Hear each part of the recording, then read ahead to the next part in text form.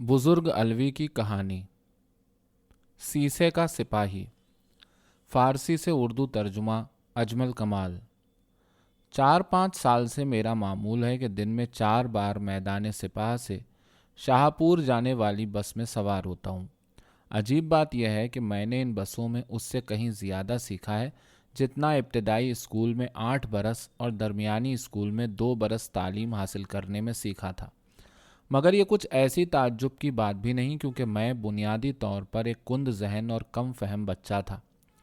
جب کبھی 2 یا 3 بار دہرائے جانے پر بھی کوئی بات میری سمجھ میں نہ آتی اور میں استادوں سے خدا ان کی مغفرت کرے سوال کرتا تو وہ کہتے کچھ لوگ کبھی نہیں سمجھتے، لیکن ان بسوں میں ہر اہم چیز میری دسترس میں آ گئی۔ کبھی ایسا ہوتا تھا کہ گاڑی ابھی پوری بھری نہ ہوتی اور مسافروں کے تلخ احتجاج کے زور پر سرکتے سرکتے حسن آباد کے چوراہے تک پہنچ جاتی، اور اس دوران ڈرائیور کا شاگرد مسافروں کی تلاش میں متواتر تاکتا رہتا۔ اگر کوئی مسافر اس کی نظر سے چوک جاتا تو ڈرائیور کہتا، تیرا دھیان کدھر ہے؟ چل اس 10 شاہی کو سوار کر، یا اس 10 شاہی کو فٹ پاتھ سے اٹھا۔ اس 10 شاہی کے لفظ کی ہر صورت میں بہت تکرار ہوتی تھی، اور اس سے مراد مسافر ہوتا تھا۔ ہر شخص کی قیمت ڈرائیور کی نظر میں 10 شاہی کا سکہ تھی، حالانکہ بعض صورتوں میں وہ شخص مثلاً حاجی علی آقا چوبچی بھی ہو سکتا تھا، جس کے پاس 1 لاکھ تومان سے بھی زیادہ دولت تھی، یا مویشیوں کے بندوبست کے محکمے کا سربراہ بھی، جس نے یہ منصب حاصل کرنے کے لیے 800 تومان کی رقم ادا کی تھی، اور جسے 2-3 ہزار تومان منافع کے علاوہ 400 تومان تنخواہ بھی ملتی تھی۔ اسی طرح خود میں بھی تنخواہ پانے کے دن تقریباً 710 شاہیوں کے برابر رقم کا مالک ہوتا تھا، مگر اس کی نظر میں میری قیمت وہی 10 شاہی تھی، اور تنخواہ پانے سے 1 دن پہلے جب ٹکٹ کے پیسے دینے کے بعد میری جیب مومن کے دل کی طرح پاک صاف ہو جاتی، تب بھی اس کے نزدیک میری قیمت میں کچھ فرق نہ آتا تھا۔ ایک روز ایسی ہی کسی بس میں ایک نوعمر عورت بیٹھی تھی، اور اس نے بس کی کھڑکی کے سرے پر سیسے کا ایک کھلونا سپاہی ٹکا رکھا تھا۔ کچھ دیر بعد وہ اسے اٹھا کر اس کا سر اپنے منہ میں لے لیتی اور پھر واپس اسی جگہ رکھ دیتی تھی۔ جب کبھی وہ کھلونا بس کے جھٹکے سے نیچے گر پڑتا تھا تو وہ اسے پھر اٹھا کر منہ میں ڈال لیتی۔ میں بہت دیر اسے یوں ہی مشغول دیکھتا رہا، پھر میں نے مڑ کر دیکھا تو اپنے بالکل پیچھے فے کو بیٹھا پایا۔ وہ مجھ سے دعا سلام کرنے لگا۔ میں اس سے جنوب کے سفر کے دوران متعارف ہوا تھا۔ بس سے اترنے کے بعد مجھے خیال آیا کہ میرا یہ شناسہ اسی قسم کے سیسے کے سپاہی بنا کر دکانوں کو فروخت کیا کرتا ہے۔ بہت عرصہ گزر گیا اور میں نے فے کو پھر نہ دیکھا۔ ان دنوں میں تحدید افیون کے محکمے میں کام کرتا تھا۔ مجھے فسا کے مقام پر تعینات کر دیا گیا، جہاں میں بیمار پڑ گیا۔ واپس چلا آیا اور مدتوں بیکار رہا۔ واپس آنے پر تقریباً 2 سال بعد میں فے سے ملنے گیا۔ وجہ یہ تھی کہ فسا میں محکمہ مالیات میں کام کرنے والا ایک شخص اسے جانتا تھا، اور اس نے میرے ہاتھ اس کے لیے تھوڑی سی افیون بھیجی تھی۔ مجھے اپنے دوست میں کچھ عجیب سی بات محسوس ہوئی۔ اس کا کمرہ جہاں وہ کام کرتا تھا اور جو پہلے دیگوں، سیسے کی چادروں، کولتار، برتنوں اور بھٹیوں سے بھرا رہتا تھا اور اس کے باوجود ترتیب کی حالت میں محسوس ہوتا تھا، اب بالکل درہم برہم دکھائی دے رہا تھا۔ اس نے افیون کی چلم تیار کی اور ہم دونوں صحن میں غالیچہ بچھا کر بیٹھ گئے۔ باتوں باتوں میں اس عورت کا ذکر چھڑ گیا۔ پھر وہ مجھے اپنا قصہ سنانے لگا، پہل ذرا نیم دلی سے، اس کے بعد یہ جان کر کہ اسے کریدنے میں میری کوئی غرض شامل نہیں ہے، روانی سے بولنے لگا، مگر اس کی باتیں بے ربط تھیں۔ اس میں بہت کچھ تو ایسا تھا کہ اس کا سر پیر ہی میری سمجھ میں نہ آیا۔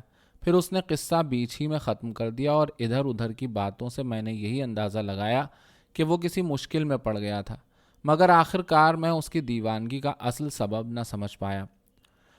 پہلے ذرا میں شروع کی باتیں یاد کر لوں، پھر تمہیں بتاتا ہوں۔ یوں تو میرا قصہ ہی کیا ہے، میری خود سمجھ میں نہیں آتا کہ کہاں سے شروع کروں۔ اپنے پیدا ہونے کے دن سے، اس دن سے جب میں نے اپنے دائیں اور بائیں ہاتھ کو پہچاننا سیکھا تھا، یا اپنی خاندانی زندگی کے ذکر سے، اس سے کہ میرا باپ کس طرح کا آدمی تھا، مجھے اپنی ماں سے کس قدر محبت تھی، نہیں، یہ میرے بس سے باہر ہے۔ افیون کا نشہ کرنے والوں کا بولنے کا ایک مخصوص طریقہ ہوتا ہے۔ ایک جملہ شروع کرتے ہیں، پھر چلم پر تھوڑی سی افیون رکھ لیتے ہیں اور جب تک وہ ختم نہیں ہوتی جملہ بھی پورا نہیں ہوتا۔ سننے والے کو بہت صبر سے کام لینا پڑتا ہے اور بیزار ہوئے بغیر افیون کی سونسوں کو برداشت کرنا پڑتا ہے۔ جو بات ان افیونیوں کی گفتگو کو گوارا بناتی ہے وہ ان کی آواز کی شیرینی اور ملائمت ہے۔ کچھ یاد ہے کہ جہنم کی کون سی جگہ تھی جہاں ہماری ملاقات ہوئی تھی؟ جنوب کے راستے میں کوئی جگہ تھی، پتہ نہیں، شاید کارزون۔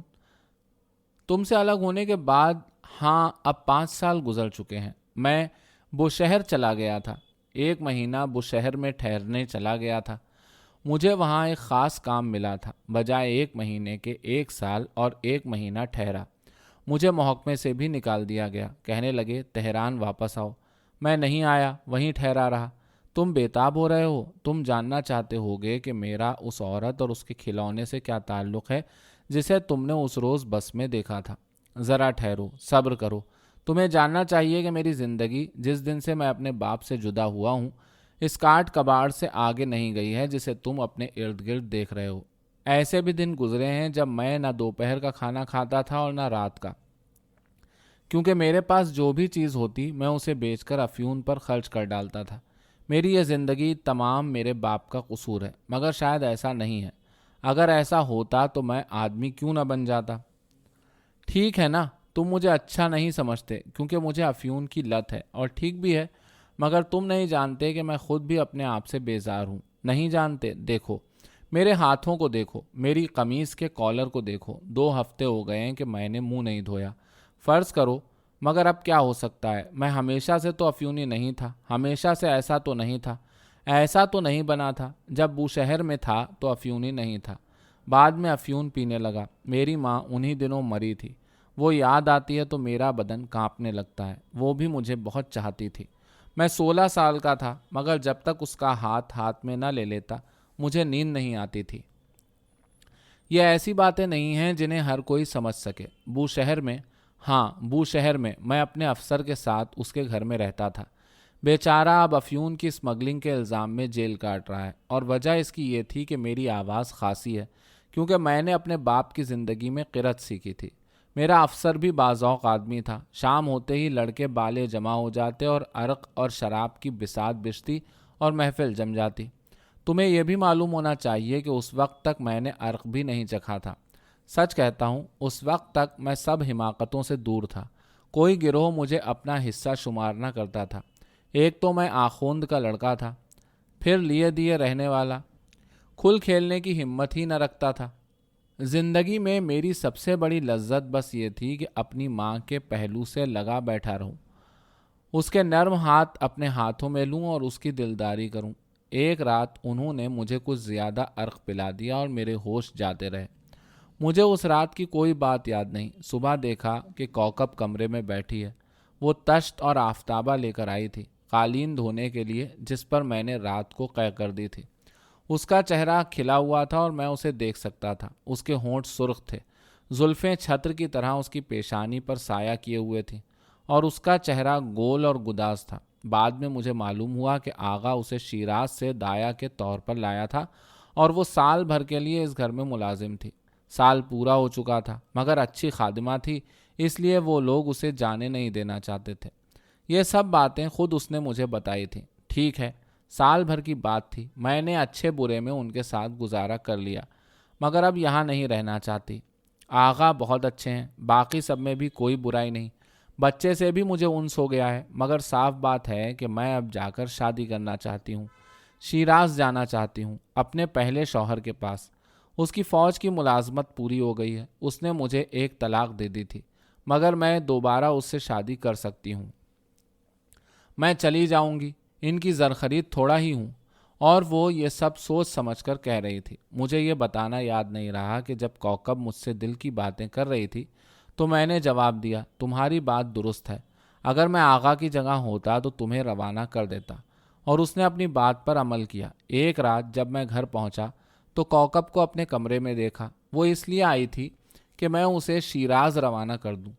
اس طرح کوکب کے ساتھ میرا قصہ شروع ہوا۔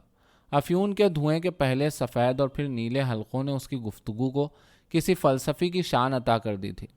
جب بھی یہ عورت میری زندگی میں آئی، اس نے ہر چیز تہو بالا کر دی۔ اگر تم ہوا و ہوس کی چھوٹی سے چھوٹی بات کا بھی تصور کرو تو وہ میرے اور اس عورت کے درمیان نہیں تھی۔ میں کوکب کو پسند کرتا تھا، میں اسے چاہتا تھا، بالکل اس طرح جیسے کوئی اپنی ماں کو چاہتا ہے، مگر ہمارے درمیان کوئی رشتہ نہیں تھا۔ تمام رنج جو میں نے زندگی میں اٹھائے اور وہ تمام تکلیفیں جو مجھے براہ راست یا بالواسطہ طور پر کوکب سے پہنچیں، وہ سب میری تقدیر کا حصہ تھیں۔ میں اس زندگی کا محکوم تھا۔ میری زندگی کا پہلا دن اور باپ کے سائے اور ماں کی گود میں میری نشو و نما، ان سب نے مجھے زندگی میں خاص راہ اختیار کرنے پر مجبور کیا۔ ان سب چیزوں کے کچھ نہ کچھ اسباب تھے اور میں بیچارہ ان اسباب کے ہاتھوں میں کھلونا بن گیا۔ میرا بس چلے تو میں نے چاہا کے بجائے کہوں مجھے چاہنے پر مجبور کیا گیا۔ کھانسی کے ایک طویل اور نہ ختم ہونے والے دورے نے اس کی بات کاٹ دی۔ چند منٹ بعد اس نے دوبارہ کہنا شروع کیا، خیر اصل قصہ تو بیچ ہی میں رہ گیا۔ تو ایک رات کوکب میرے کمرے میں آ گئی تاکہ صبح روانہ ہو سکے۔ طے ہوا کہ میں صبح اسے گاڑی میں سوار کر کے شیراز روانہ کر دوں گا۔ میرے پاس ایک ہی کمرہ تھا، ایک گلیم خرید کر اس میں بچھا رکھی تھی۔ کمرے کا آدھا فرش خالی تھا۔ کوکب نے اپنی گٹھری کھول کر بچھائی اور سو گئی۔ اگلی صبح سویرے ہی میں گاڑی کی تلاش میں روانہ ہو گیا اور اس کے جانے کا سب بندوبست کر لیا۔ دوپہر کو جب گھر واپس آیا تو کوکب نہیں تھی۔ میں نے گیراج کے منتظم سے طے کیا تھا کہ مسافر کی روانگی شام کے وقت ہوگی۔ میں بہت دیر خالی بیٹھا اس کا انتظار کرتا رہا اور دفتر بھی نہیں گیا۔ مغرب کے وقت دیکھتا ہوں کہ کوکب واپس چلی آ رہی ہے اور اس کا حال سخت خراب ہے۔ بولی، میں صبح سے تمہاری تلاش میں گھوم رہی ہوں۔ رات کو جب میں نے اپنا اسباب جمع کیا تو پتہ چلا کہ ایک چیز گم ہے۔ اگر وہ نہ ملی تو مجھے یقین ہے کہ راستے میں مجھ پر کوئی مصیبت ضرور آئے گی۔ جواب میں نے اپنے جوتے پہنے اور کام پر روانہ ہو گیا۔ اس رات میں دیر سے گھر لوٹا۔ دیکھا کوکب اپنی گٹھری کے پاس بیٹھی کچھ ٹٹول رہی ہے۔ میں نے پوچھا آخر کیا کھو گیا ہے، کیونکہ مجھے احساس ہوا کہ وہ سسکیاں بھر رہی ہے۔ بولی، ایک کھلونا تھا۔ میں نے پوچھا کیسا کھلونا؟ کہنے لگی، سیسے کا سپاہی۔ میں نے حیران ہو کر کہا، سیسے کا سپاہی تو 10 شاہی میں مل جاتا ہے، اس کے لیے رونے دھونے کی کیا ضرورت ہے؟ مگر معلوم ہوتا تھا کہ میری بات اس کی سمجھ میں نہیں آئی۔ بولی، 10 شاہی؟ میرے لیے تو وہ جان کے برابر قیمتی ہے۔ یہ سیسے کا سپاہی کوکب کو آغا کے بچے سے ملا تھا۔ ایک روز وہ بچے کو سیر کرانے لے جا رہی تھی اور اس نے کھلونا کسی بساتی کی دکان سے خریدا تھا، لیکن اس کھلونے کی نوک سے بچے کا ہاتھ کٹ گیا تھا، اس لیے خانم اسے اس سے کھیلنے نہیں دیتی تھی۔ اسی وجہ سے کوکب خانم سے آزردہ ہو گئی تھی اور یہاں رہنے پر آمادہ نہیں تھی۔ اس کے بعد سے وہ اس کھلونے کو ہمیشہ اپنی نظروں کے سامنے رکھتی تھی اور اب اس کے لیے غمزدہ تھی۔ اس کے گم ہو جانے کو اس نے بدشگونی سمجھا تھا۔ کچھ دن میرے ساتھ رہنے کے بعد وہ مجھ سے کہنے لگی، جانتے ہو میرا دل کھٹا ہو گیا، اب میں شیراز واپس نہیں جانا چاہتی۔ میرا خیال ہے میرا شوہر بھی مجھ سے بیزار ہو گیا ہے اور اب مجھے اپنے ساتھ نہیں رکھے گا۔ اگر تم چاہو تو میں یہاں رہ کر تمہاری خدمت کیا کروں، ورنہ کہیں اور چلی جاؤں گی۔ مجھے اس وقت تک اسی شہر میں ٹھہرنا ہوگا جب تک وہ کھلونا سپاہی نہیں مل جاتا، نہیں تو میں مر جاؤں گی۔ کوکب رک گئی اور مری نہیں۔ وہ وہاں 1 مہینے ٹھہری اور مجھے مار ڈالا۔ رات کو میں چھت پر چلا جاتا اور کوکب کمرے میں سوتی۔ صبح کو مجھے چائے بنا کر دیتی، میرے کپڑے دھوتی اور میرے لیے کھانا پکاتی۔ بعض اوقات ہم ساتھ بیٹھ کر کھانا کھاتے۔ جس طرح وہ میرا خیال رکھتی تھی، مجھے یوں محسوس ہوتا تھا جیسے وہ میری ماں ہو اور میں اس خیال میں خوش رہتا تھا۔ شام کے وقت ہم ساتھ بیٹھا کرتے۔ 1 مہینہ اسی طرح گزرا۔ اس کے بعد میرا تبادلہ تہران کر دیا گیا۔ میں نے کوکب سے کہا، مجھے تہران جانا ہوگا، کہو تو تمہیں بھی ساتھ لے چلوں۔ بولی، نہیں، میں یہیں ٹھہروں گی، مجھے اس سپاہی کو تلاش کرنا ہے، نہیں تو میں مر جاؤں گی۔ پھر کچھ سوچ کر کہنے لگی، تم کب جا رہے ہو تہران؟ میں نے کہا، سنیچر کے دن۔ وہ رات کا کھانا تیار کرنے کو اٹھ کھڑی ہوئی۔ بولی، ٹھیک ہے، سنیچر تک میں بھی اپنا کوئی انتظام کر لوں گی۔ میں نے کہا، ٹھیک ہے، سنیچر تک کر لینا۔ مگر میں سنیچر کو روانہ نہیں ہوا، اگلے سنیچر کو بھی نہیں، اور اس سے اگلے سنیچر کو بھی وہیں تھا۔ تہران سے پیغام پہنچا کہ میں نے اپنی روانگی کی اب تک اطلاع کیوں نہیں دی۔ میں نے خط کو پھاڑ کر پھینک دیا۔ چوتھے ہفتے سے میری تنخواہ بند ہو گئی اور ان 4 ہفتوں میں بھی کوکب اپنا کوئی اور انتظام نہ کر سکی۔ ایک شام میں نے اس سے پوچھا، جو سیسے کا سپاہی تمہارے پاس تھا اس کی شکل کیسی تھی؟ بتاؤ۔ ہو سکتا ہے بالکل ویسا ہی مل جائے تو تمہارے لیے خرید لاؤں۔ بولی خواہ مخواہ خود کو تکلیف نہ دو، میں نے پورا شہر چھان مارا ہے، ویسا سپاہی کہیں نہیں ملا۔ مگر سنو، تم رات کو کروٹیں بدلتے اور بڑبڑاتے کیوں رہتے ہو؟ کل رات میں تمہارے سرہانے آئی تھی، تم اپنی ماں کے واسطے کیوں اتنے بےتاب رہتے ہو؟ وہ ٹھیک کہتی تھی، مجھے یاد تھا۔ گزشتہ رات میں خواب میں دیکھ رہا تھا کہ کوئی منصب دار ننگی تلوار لیے میری ماں پر حملہ کر رہا ہے اور میرا باپ ساکت کھڑا دیکھ رہا ہے۔ مگر اصل وجہ یہ تھی کہ میں ان دنوں بہت عرق پیا کرتا تھا۔ اگلے دن میں کوکب کو ساتھ لے کر سیسے کا سپاہی خریدنے نکلا، مگر بے سود۔ ہم جہاں کہیں پہنچتے کوکب یہی کہتی کہ نہیں، یہ گڈا ویسا نہیں ہے۔ تب میں سوچنے لگا کہ جیسا کوکب کہتی ہے ویسا سپاہی اسے خود بنا دوں۔ میں نے لکڑی کے سانچے بنائے، سیسا خریدا، مگر یہ سب چیزیں تو تم خود دیکھ چکے ہو۔ بہرحال جیسا کوکب چاہتی تھی ویسا سپاہی نہ بن سکا۔ ہوا یہ کہ میں یہ سپاہی بنا بنا کر بیچنے لگا اور یوں زندگی گزارنے کی ایک سبیل پیدا ہو گئی، اور اب بھی یہی کرتا ہوں۔ مگر کیا فائدہ؟ وہ پہلا سپاہی، وہ سپاہی کبھی نہ بن سکا، سال بھر تک کوشش کرنے کے باوجود نہ بنا۔ ہمارے دن اسی طرح گزرتے اور رات میں ہم باتیں کیا کرتے۔ کبھی کبھی کوکب اپنے شوہر کا تذکرہ کرتی جو اس وقت تک فوجی خدمت میں تھا۔ یہاں میں نے فے کی بات کاٹی کیونکہ اس کی باتیں ذرا بھی میرے پلے نہیں پڑ رہی تھیں۔ آخر کوئی شخص کسی خادمہ کے لیے تو اس قدر زحمت نہیں اٹھاتا، مگر مجھے محسوس ہو رہا تھا کہ اس قصے نے اس پر بہت گہرا اثر چھوڑا ہے اور اسے سخت متاثر کر ڈالا ہے۔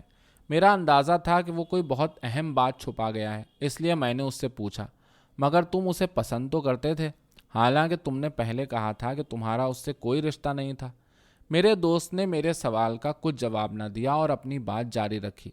4 مہینے بعد میں سوچنے لگا کہ ممکن ہے جیسا کوکب کہہ رہی ہے ویسے سپاہی کا وجود ہی نہ ہو۔ سو ایک دن میں اٹھا اور بجائے سپاہی ڈھالنے کے لکڑی تراش کر پتلے کا سانچا بنانے لگا۔ چاہتا تھا کہ ایک بڑے روبدار آدمی کا پتلا بناؤں، مگر جیسا چاہتا تھا ویسا بنا نہ پایا۔ اس کا چہرہ جیسا میرے تصور میں تھا ویسا نہیں بنا۔ میں اسے بہت روبدار بنانا چاہتا تھا، مگر وہ بے اختیار میرے باپ کی شکل کا بن گیا۔ میں نے اس پتلے کے بنانے میں کیسی دشواری اور مصیبت اٹھائی، مگر خیر تمہیں تو آسان لگے گا، کوئی کہاں سمجھ سکتا ہے۔ اب تم پوچھتے ہو مجھے اس سے محبت تھی یا نہیں؟ محبت یعنی میں تو اس سے بڑی مصیبت اٹھائے بیٹھا ہوں۔ جو لذت تمہیں فطری معلوم ہوتی ہے میرے لیے عذاب سے کم نہیں۔ میں محکوم تھا کیونکہ محبت میرے بس کی بات نہیں تھی۔ دنیا میں 1000 طرح کی مصیبتیں اور شکنجے ہیں۔ اس مصیبت کا کون تصور کر سکتا ہے کہ ایسے بھی لوگ ہیں جو محبت کر ہی نہیں سکتے۔ بلا، ہاں بلا بھی ایک نام ہے میرے غم کا، گو میں روحانیت کا قائل نہیں ہوں۔ مجھ میں حوصلہ نہیں۔ یہ سپاہی آخرکار بن گیا، مگر میری زندگی کے داموں اب کہیں 1 سال بعد میری سمجھ میں آیا کہ کوکب سچ کہتی تھی کہ ان گڈوں میں سے کوئی اس جیسا نہیں تھا۔ آخرکار میں اس جیسا ایک بنانے میں کامیاب ہو گیا اور میں نے اس کو کوکب کی گٹھری میں ڈال دیا اور کئی راتوں تک ایسا ہی کرتا رہا۔ پھر سب ختم ہو گیا، میری زندگی کا وہ دور ختم ہوا۔ ایک روز صبح اٹھا تو دیکھا کہ کوکب نہیں ہے۔ اس روز اس نے اپنی باقی کہانی مجھے نہیں سنائی کیونکہ کھانسی کے دورے نے اسے خاموش ہو جانے پر مجبور کر دیا، مگر اصل وجہ یہ تھی کہ میرا آخری سوال اسے برا لگا تھا۔ اگلے روز جب میں اس کے پاس گیا تو وہ بات کرنے کی کیفیت میں نہیں تھا اور بعد میں بھی میرے اصرار کے باوجود اس کی ہچکچاہٹ دور نہ ہوئی، لیکن اس کی اس ہچکچاہٹ نے میرا تجسس اور بڑھا دیا۔ میں نے اندازہ لگایا کہ شاید اس سے کوئی جرم سرزد ہو گیا ہے اور وہ ایک مرتبہ اس کا اعتراف کر کے سکون پانے کا خواہش مند ہے۔ اس خیال سے میں نے اس کے گھر زیادہ آنا جانا شروع کر دیا۔ ایک روز میں نے اس سے پوچھا کوکب کہاں ہے، تو وہ جواب میں بولا معلوم نہیں۔ تمہارے خیال میں زندہ ہے؟ میرے لیے تو مر ہی چکی ہے۔ تم اسے ایک بار پھر دیکھنا نہیں چاہتے؟ اس نے جواب نہ دیا۔ میں نے پھر پوچھا تم نے کب سے اسے نہیں دیکھا ہے؟ اگر تم چاہتے ہو کہ میں سکون سے رہوں تو آئندہ یہ باتیں مجھ سے مت پوچھنا۔ کوکب میرے لیے مر چکی ہے جیسے میری ماں مر چکی ہے۔ اس کے بعد اس نے کوئی بات نہ کی۔ اس کا گھر خیابان اسماعیل بزاز میں تھا۔ میں نے اس کے محلے اور ہمسایوں سے آشنائی پیدا کی، لیکن ان سے بات چیت کر کے مجھے کچھ بھی معلوم نہ ہو سکا۔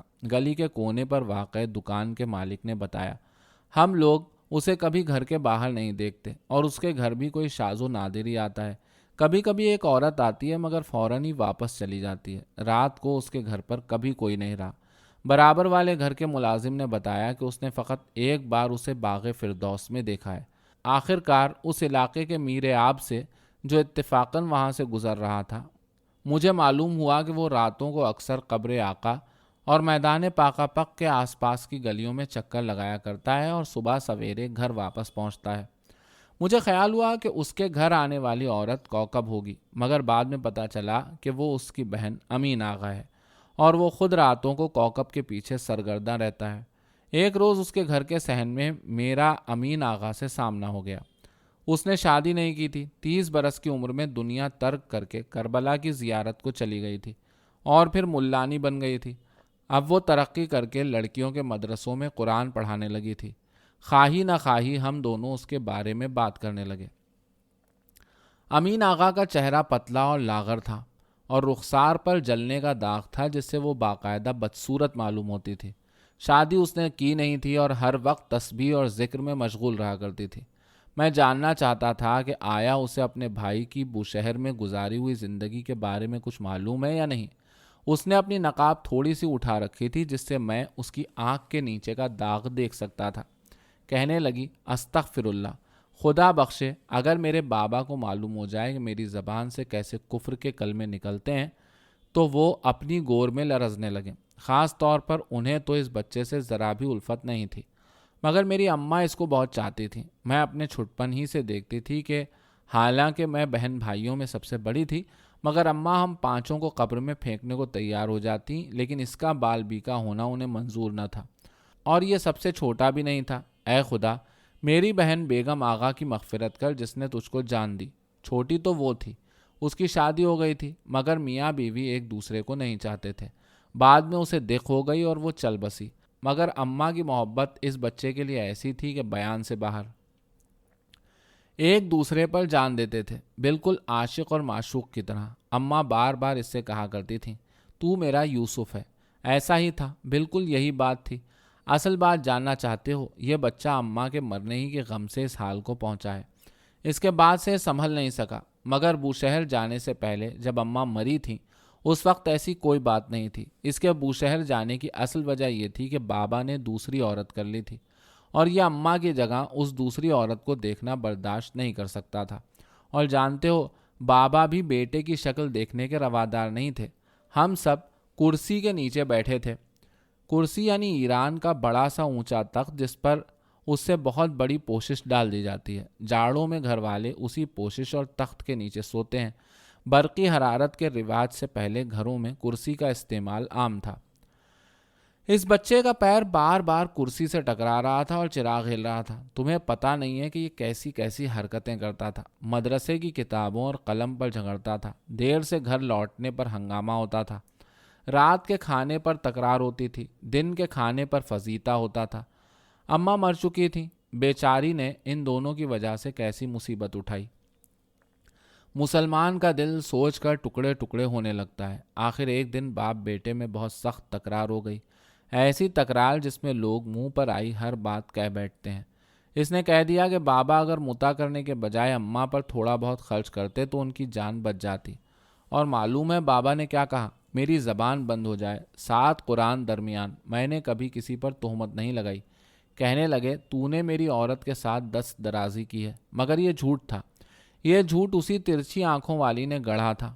خدا کرے اس کے دل و جگر مردے نہلانے والے تختے پر خون بن بن کے ٹپکیں۔ وہ مسلسل یہی کہتی رہی کہ بس اب میں اس گھر میں ایک پل بھی نہیں رہ سکتی۔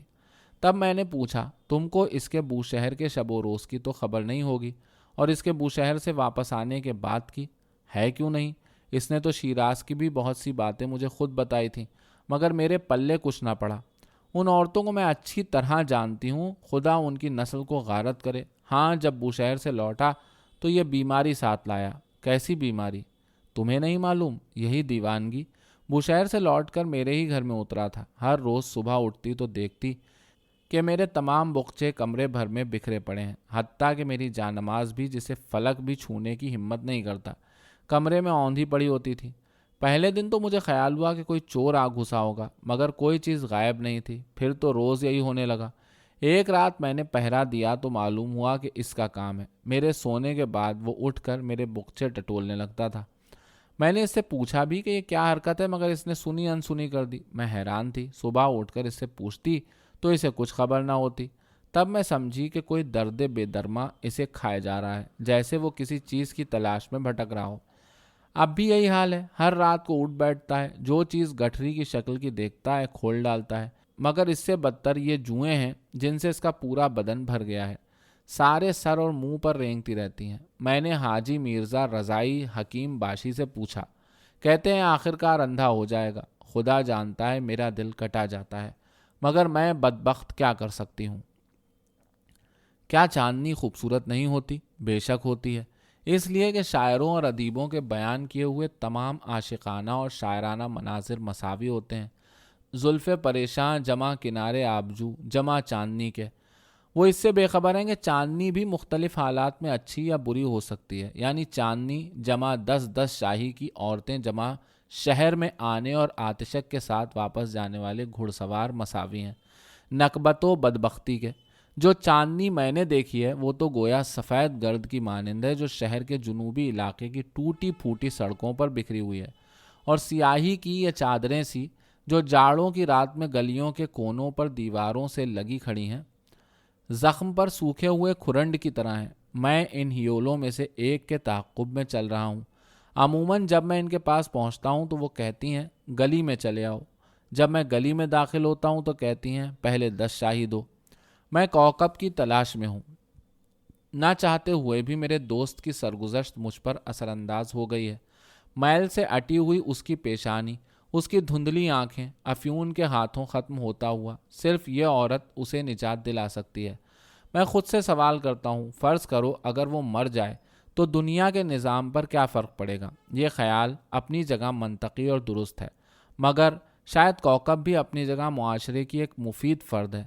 ہاں، کم سے کم آقائے چوبچی سے تو زیادہ مفید ہے۔ کوکب رات کا وقت باغ فردوس کے اطراف کی گلیوں میں گھومتے ہوئے گزارتی ہے۔ تمدن سینما سے میدان شاہ اور بسوں کے اڈے تک یہی اس کی متعینہ راہ اور اس کے اثر کا منطقہ ہے۔ فرض کرو میری اس سے ملاقات ہو بھی جائے تو وہ کیا کر سکتی ہے؟ شاید اسے مجبور کر سکے کہ دوبارہ آدمیت کے راستے پر آ جائے۔ ایسی غلیظ زندگی ہمیشہ نہیں گزاری جا سکتی۔ بہت دنوں سے اس کی زندگی کو میں اور امین آغا بسر کر رہے ہیں۔ خادمہ بطول نے وعدہ کیا ہے کہ آج لازماً کوکب کو میرے سامنے پیش کرے گی۔ آپ چاہیں مجھے کتنا ہی مجبور کریں، میں اس قرم ساخ کے پاس ہرگز نہیں جاؤں گی۔ اس کے ہاتھوں مجھے کس قدر تکلیف اور مصیبت اٹھانی پڑی ہے آپ نہیں جانتے۔ میں نے اس پر جان نچھاور کر دی، خود کو ختم کر لیا اس کے لیے۔ خدا اس کا خاتمہ کرے۔ آپ کہہ رہے ہوں گے کہ کیسی سنگ دل عورت ہے، مگر خدا کی قسم، ماں باپ کی روحوں کی قسم، ایسی بات نہیں ہے۔ میں آپ کو اس کا پورا قصہ سناتی ہوں۔ میں اسے بوشہر میں ملی تھی۔ اس وقت وہ بہت اچھا لڑکا تھا۔ میں اس کی خادمہ تھی، اس کا سارا کام کرتی تھی۔ ایک رات مجھ سے کہنے لگا، کوکب میں تمہیں بہت چاہتا ہوں، تم بالکل میری ماں جیسی ہو۔ تمہیں خبر نہیں، تمہاری آنکھیں میری ماں کی آنکھوں کی طرح ہیں، تمہارا منہ ایسا ہے، تمہاری ناک ویسی ہے۔ میں اس وقت پاک تھی، بالکل طیب و طاہر، میرے ناخن کا سرا بھی کسی نامحرم نے نہیں دیکھا تھا۔ حرام کاری سے ذرا بھی واقف نہیں تھی، کچھ جانتی ہی نہیں تھی کہ وہ مجھ سے کیا چاہتا ہے۔ ایک رات میں سادگی میں اس سے بولی، اگر چاہو تو تم سے متا کرنے کو حاضر ہوں، کل آقا کے سامنے چل کر ٹھیک کر لیتے ہیں۔ اگر تم مجھے اس قابل سمجھو تو مجھے کوئی اعتراض نہیں۔ یہ سننا تھا کہ بس دیوانوں کی طرح قہقہے مار مار کر ہنسنے لگا۔ میں نے جو یہ دیکھا تو چپ ہو رہی۔ کوکب میرے کمرے میں کرسی کے نیچے بیٹھی تھی، بے تحاشا عرق اور تمباکو پی رہی تھی اور مجھے اپنا قصہ سنا رہی تھی۔ اس کے چہرے پر لکیریں پڑ گئی تھیں اور جلد سبزی مائل تھی، چیچک کے ہلکے ہلکے داغ بھی تھے۔ اس کے بال نرم جھاڑو کے ریشوں کی طرح اس کے چہرے کے گرد لٹک رہے تھے۔ اسے کسی بھی طرح خوش شکل نہیں کہا جا سکتا تھا اور اس میں ہر عیب بھی موجود تھا۔ اچانک مجھے سیسے کا سپاہی یاد آیا اور میں نے پوچھا، وہ سیسے کے سپاہی کا قصہ کیا تھا؟ لو، اس نے یہ بھی بتا دیا۔ یہ آدمی بالکل ہی دیوانہ ہے، باپ دادا کی ارواح کی قسم، اگر جھوٹ کہوں یہ ایک طرح کا تعویذ تھا جو میں نے اپنے لیے خریدا تھا۔ تعویذ تو خیر کیا، مگر بہرحال آپ سچ سچ سننا چاہتے ہیں۔ ان دنوں میں اپنے سپاہی شوہر کو بہت چاہتی تھی، اسی کی یاد میں خریدا تھا۔ جب وہ گم ہوا تو مجھے بہت صدمہ ہوا، مگر ایسی کوئی بڑی بات بھی نہیں تھی، یہ سب اس کی گھڑی ہوئی ترکیب تھی تاکہ مجھے روک کر رکھ سکے۔ ایک رات میری آنکھ کھلی تو دیکھا کہ اس نے ویسا ہی ایک سپاہی بنایا ہے جیسے ہم ان دنوں بنایا کرتے تھے، لیکن یہ والا تو عجیب و غریب تھا، بالکل بے ڈول، کوئی کل سیدھی نہیں، بالکل غول بیابانی۔ اور میں آپ کو کیا بتاؤں، اس نے یہ سپاہی اٹھا کر میری گٹھری میں ٹھونس دیا۔ سچ سچ سننا چاہتے ہیں نا آپ؟ میں بہت ڈر گئی تھی اور اگلی ہی صبح وہاں سے بھاگ کر شیراز چلی آئی۔ میرا شوہر وہاں نہیں ملا، سو میں اس کی تلاش میں نکل کھڑی ہوئی۔ معلوم ہوا اس نے دوسری شادی کر لی۔ اب یہ مصیبت آن پڑی۔ وہاں میں نے کیسی کیسی تکلیفیں اٹھائیں، مگر خیر، اب آپ خود دیکھیے، ایک تنہا عورت بھرے شہر میں بے کس، کیا کرے؟ کوئی کام بھی نہیں جانتی تھی، جوان تھی، اس لیے کوئی عورت اپنے گھر میں ملازم رکھنے پر تیار نہیں ہوتی تھی۔ اگر بے عورت کا گھر ہوا تو آقا کے ہاتھوں چین نہیں۔ آخر ایک ٹرک والے نے مجھے کچھ دن رکھا، پھر تہران لے آیا، پھر میں اس دھندے میں پڑ گئی۔ ایک دن باغ ملی میں گھوم رہی تھی کہ اس نے دیکھ لیا۔ اس وقت اس نے اپنی حالت کچھ درست کر رکھی تھی، مجھے دیکھتے ہی میرے پیچھے لگ گیا اور اپنے گھر لے گیا۔ میں نے ہر کوشش کر دیکھی مگر یہ مجھے گھر سے جانے ہی نہ دیتا تھا۔ اب میں آپ کو کیا بتاؤں، مسلسل مجھ سے یہی کہے جاتا تھا کہ تم میری ماں کی طرح ہو اور میں تمہیں اسی کی طرح چاہتا ہوں۔ میں نے اس سے کہا اگر مجھے چاہتے ہو تو مجھے پناہ دو، یا تو مجھ سے شادی کرو یا متا، بغیر اس کے کیسے کام چلے گا؟ تو جواب میں کہنے لگا نہیں، تم میری ماں ہو، ماں سے شادی کیسے ہو سکتی ہے؟ میں نے اس کی بات کاٹی، اگر یہ واقعی تمہیں چاہتا تھا تو تم سے شادی کیوں نہیں کی؟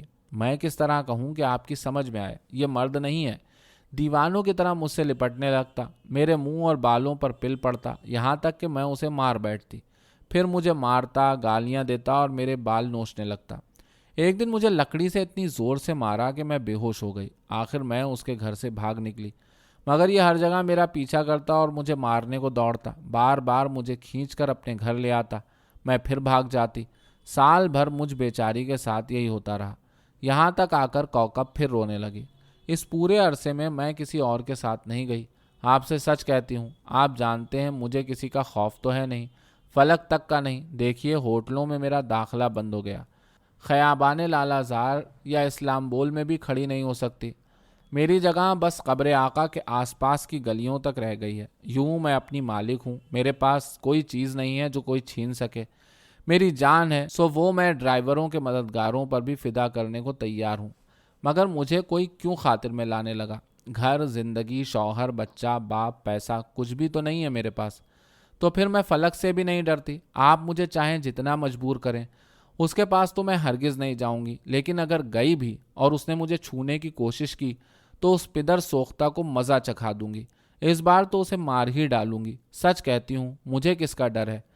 آخری رات کی بات نہیں معلوم، پچھلے جاڑوں کی بات ہے۔ میں اپنے کمرے میں سونے کو گئی تو دیکھا کہ اس نے لحاف اور کمرے کے سب سامان کو آگ لگا دی اور پھر اس پر پانی ڈال دیا کہ آگ بجھ جائے۔ وہ میرے پیچھے کمرے میں آیا ہوگا، میری گٹھری کھلی پڑی تھی اور کرسی کے ٹکڑے ٹکڑے ہو چکے تھے۔ آگ چلم سے نکل کر لحاف میں پہنچی اور وہاں سے پورے کمرے میں بھڑک اٹھنے کو تھی، اسی لیے اس نے پانی ڈال کر اسے بجھانے کی کوشش کی۔ اب مجھ بدبخت کے پاس سونے کے لیے کوئی جگہ نہیں، بیت کی طرح لرز رہی تھی۔ سب کچھ کر کے دیکھ لیا کہ مجھے اپنے کمرے میں داخل ہونے دے، مگر اس کا سامنا کون کر سکتا ہے؟ آخر کار ایک آقا نے، جو اسی احاطے میں رہتا تھا، میرا ہاتھ تھاما اور مجھے اپنے کمرے میں پناہ دی۔ میری کیا خطا ہے؟ میرے پاس سر چھپانے کی جگہ ہی نہیں تھی۔ صبح جب اسے ہوش آیا تو اس بیچارے کو مارنے پر تل گیا، کہنے لگا تو نے میری ماں کے ساتھ خیانت کی ہے، تجھے مار ڈالوں گا۔ میں اس خیال سے بھاگ کھڑی ہوئی کہ کہیں معاملہ زیادہ خراب نہ ہو جائے۔ اس کے بعد سے وہاں کا رخ نہیں کیا، اور چاہیں آپ میری بوٹی بوٹی کر دیں، نہیں جاؤں گی۔ میں نے کوکب کی بوٹی بوٹی نہیں کی، بلکہ اسے کچھ رقم دی۔ پھر عرق نے بھی اس پر اپنا اثر دکھایا تھا اور بیچاری کے پاس جانے کی بھی کوئی جگہ نہیں تھی، سو میں نے اس کا ہاتھ پکڑا اور اسے اپنے دوست کے گھر لے گیا۔ جب وہ اس کے کمرے میں چلی گئی تو میں کچھ دیر باہر راہداری میں کھڑا رہا۔ جب اندر سے کوئی آواز سنائی نہ دی تو واپس چلا آیا۔ اگلے روز موسم بے اندازہ سرد تھا اور پورا شہر برف سے ڈھک گیا تھا۔ میں دفتر سے نکل کر اپنے دوست سے ملنے خیابان اسماعیل بزاز گیا۔ اس کے گھر کا دروازہ بند تھا اور باہر قفل پر لاک کی مہر لگی ہوئی تھی۔ میں کچھ دیر گلی میں ٹہلتا رہا، پھر میدان شاہ آ کر گھر جانے کے لیے بس میں سوار ہوا۔ بس میں تذکرہ ہو رہا تھا کہ گزشتہ رات کسی شخص نے کسی عورت کا گلا گھونٹ کر مار ڈالا۔ کوچے دردار کے پاس ایک آدمی سوٹ کیس اٹھائے کھڑا گردن کھجا رہا تھا۔ ڈرائیور کے شاگرد کی نظر چوک گئی تو ڈرائیور نے بس ٹھہرا لی اور اس سے کہنے لگا، چل اس 10 شاہی کو سڑک سے اٹھا۔ گردن کھجاتے ہوئے آدمی نے جیب میں ہاتھ ڈالا اور ٹٹولنے لگا جیسے پیسے ڈھونڈ رہا ہو۔ جب وہ بس میں سوار ہونے لگا تو اس کا سوٹ کیس بس کی سیڑھی سے ٹکرایا۔ سوٹ کیس کھل گیا اور اس میں سے شیشے کے بنے ہوئے بہت سے سپاہی نکل کر برف میں گر پڑے۔ ڈرائیور نے اور انتظار نہ کیا اور بس چلا دی۔ گردن کھجانے والے آدمی نے جلدی جلدی سارے سپاہی جمع کیے، سوٹ کیس سنبھالا اور چلا کر بولا، ٹھہرو۔ مگر ڈرائیور نے کوئی توجہ نہ دی۔ فقط اس کا شاگرد بولا، دفعہ ہو نکمے، قرم ساخ، سمجھتا ہے لوگوں کو تنگ کرنا بھی کوئی مذاق ہے۔